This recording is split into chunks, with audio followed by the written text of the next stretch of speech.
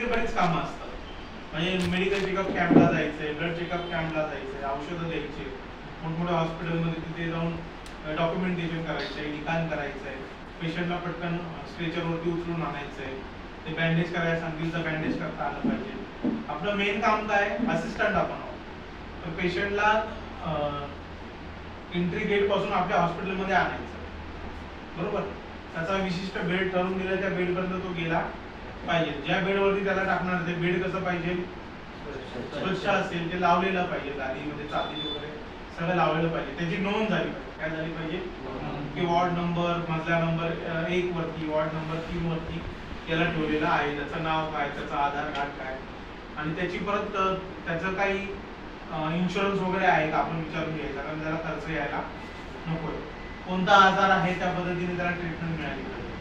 कोणत्या हॉस्पिटलमध्ये आपण आहोत, आपण डेंटल क्लिनिकमध्ये तुम्ही जर असाल तर छोटं असतं, तिथे काय तपासलं जातं, दात. तो फक्त दवाखाना कसला असतो, दाताचा.